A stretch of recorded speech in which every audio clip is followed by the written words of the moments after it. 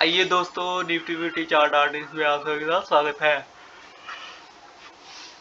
तो जहां पर मैंने जैसे कि आपके साथ शेयर किया था अपना एक्सपीरियंस के ह्यूज गैप अप जहां पे निफ्टी का बन रहा था, लेकिन उसके हिसाब से भी मैंने जस्ट एक पैरेलल चैनल, ये वाला पैरेलल चैनल ड्रॉ कराया जहां पे कि अगर इसके अंदर या इसके ऊपर हमें निफ्टी मिलती है तो वहां पे एक टेस्ट जहां पे होना चाहिए, उसके बाद ऊपर बढ़ेगी तभी हम कॉल बाय करेंगे।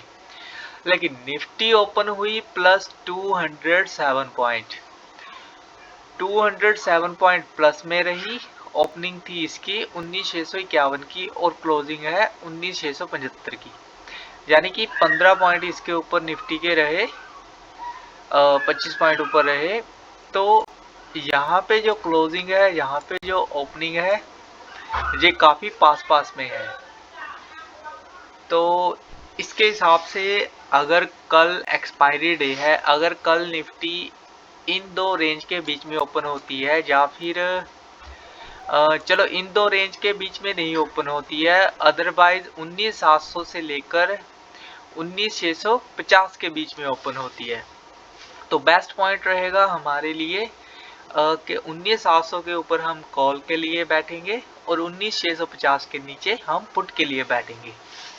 तो ये दो पॉइंट जो है आपने नोट करने हैं अपने पास। इस लास्ट स्विंग से ही मतलब इतनी अच्छी बाइंग आई, लेकिन बाइंग खत्म कहाँ हुई? 19,675 पे, लेकिन बाइंग की ओपनिंग थी जहाँ पे 19,442। तो ठीक है, यहाँ पे हम एक पैरेलल चैनल ही ड्रॉ कर लेते हैं कल के दिन के लिए। अगर हमें फ्लैट ओपन मिलता है निफ्टी तो हम उसके हिसाब से चलेंगे।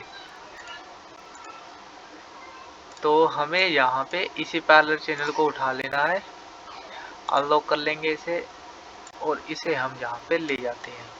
कल के दिन के लिए इसे हम ड्रॉ करेंगे, जहाँ पे नीचे की तरफ हम बढ़ा लेंगे इसको जी, जहाँ पे तो इसे कर लेंगे लॉक। और देखिए ऊपर की तरफ अगर निफ्टी निकलती है 700 के ऊपर, तो 19,745 का जो पॉइंट है वहां पे निफ्टी के पास बड़े वाला रेसिस्टेंस है। अगर तो इसके ऊपर अगर निफ्टी निकल जाती है 19,745 के ऊपर, तो बड़े आराम से 100 पॉइंट ऊपर बड़े आराम से हमें मिलेंगे। अगर कहीं जहाँ पे रिजेक्शन रहती है या फिर इस पॉइंट के बीच में ही निफ्टी घूमती है इन दो रेंज में, तब थोड़ा सा रेंज बाउंड रहेगा, तब हमें बचना पड़ेगा। तो वहां पे देखना है कल के स्टिल रेंज बाउंड रहती है निफ्टी एक्सपायरी डे में या फिर नहीं। तो इन चीजों का आपने ध्यान रखना है। एक तो पैरेलल चैनल ड्रॉ रखना है, और पैरेलल चैनल के हिसाब से ही देखना है, किसी भी तरफ डायरेक्शन बनेगी तो उस डायरेक्शन में हम बैठेंगे।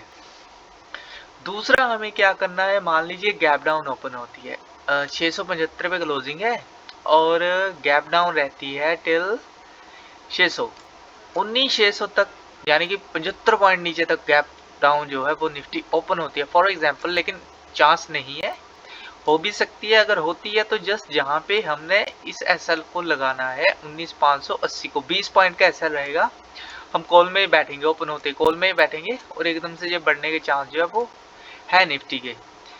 और ऊपर की तरफ अगर गैप अप होती है तो गैप अप रहती है 19,745 के नीचे नीचे।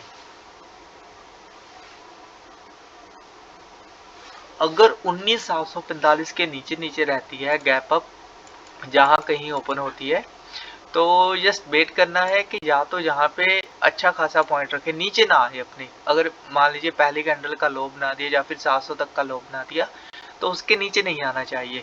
अगर ऊपर अच्छा खासा टाइम स्पेंड कर रही है तो जस्ट वेट करना है कि ऊपर की तरफ टूटेगी तभी हम कॉल में बैठेंगे, नीचे की तरफ टूटेगी तब पुट में नहीं बैठेंगे। पुट में नहीं बैठेंगे बिकॉज जहाँ पे सपोर्ट है, जहाँ सपोर्ट है, फिर जहाँ पे सपोर्ट है, तो वहां पे अगर नीचे गई तो बहुत स्लोली स्लोली जाएगी। इसलिए बेटर है कि कॉल के लिए ही बैठेंगे अगर 745 के आसपास ओपन होती है। तो ये पॉइंट नोट करना है आपने। इसके अलावा फ्लैट ओपन होगी तो आपके पास पैरेलल चैनल ऑलरेडी मैंने यहाँ पे ड्रा कर दिया है।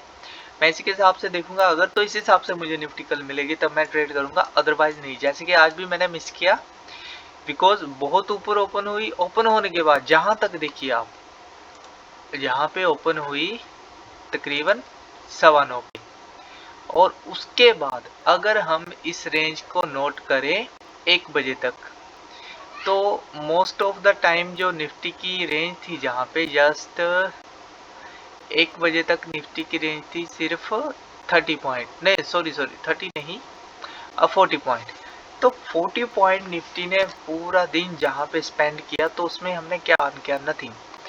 देखिए जहाँ पे अपर पॉइंट है 653 और ऊपर गया जहाँ पे गया 2 टाइम जहाँ पे गया 675 तक, तो 25 पॉइंट जहाँ पर और ऊपर गया 90 तक लास्ट टाइम। तो यहाँ पे जस्ट 40 पॉइंट जहाँ से लेकर जहाँ तक के हमें देखने को मिले, तो हमारा जो प्रीमियम डीके हुआ उसका अलग से लॉस मिला।